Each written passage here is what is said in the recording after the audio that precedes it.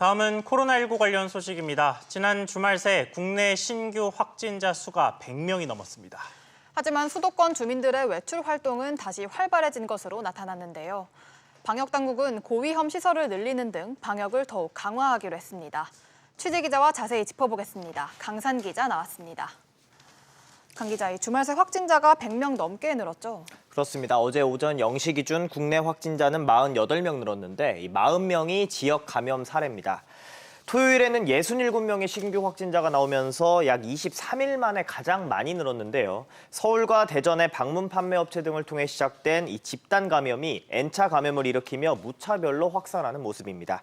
하지만 수도권 방역 강화 조치 시행 후 세 번째 주말인 지난 13일에서 14일 수도권 주민들의 주말 이동량을 보면 한 주 전보다 2.3% 늘었습니다. 특히 주말 사이 버스와 택시, 지하철 등 대중교통 이용량이 이 직전 주말보다 5.5% 늘어난 것으로 나타났습니다. 신용카드 매출 자료를 봐도 사용량이 다시 증가세로 돌아섰습니다.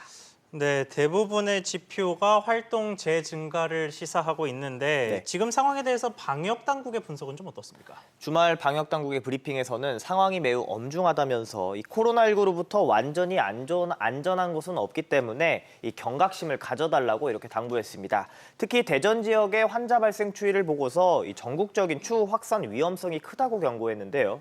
어제 난 12시 기준으로 보면 대전 서구 괴정동의 방문 판매 업체 관련 확진자는 모두 47명으로 파악됐습니다. 대전에서 시작된 집단 감염이 세종과 충남, 수도권에 이어 전북과 광주까지 퍼졌습니다. 예. 또 서울 관악구 방문 판매 업체 리치웨이 관련 확진자도 모두 194명으로 늘었는데요. 중앙임상위원회는 이 주말에 무증상 감염자가 현재 파악된 환자의 10배 규모가 될 것이라고 추정된다고 밝혔습니다. 네, 이런 가운데 정부가 내일부터 방역 관리를 강화하죠. 네, 우선 이 방문 판매 업체와 물류센터 또 이렇게 학원과 뷔페 식당 등이 코로나19 고위험 시설로 추가 지정됐습니다. 노래방, 단란주점 등 기존 8개 업종에서 4개 업종이 더해서 총 12개가 된 건데요. 내일 오후 6시부터 전자 출입 명부 작성과 마스크 착용 등의 방역 수칙을 반드시 준수해야 하고 위반 시 300만 원 이하의 벌금이 부과되거나 집합금지 명령이 내려질 수도 있습니다. 또 최근 입국자 가운데 잇따라 확진자가 나왔던 파키스탄과 방글라데시의 경우 외교, 관용이나 사업상 목적 외에는 신규 비자 발급과 부정기 항공편 운항 허가가 내일부터 중단됩니다.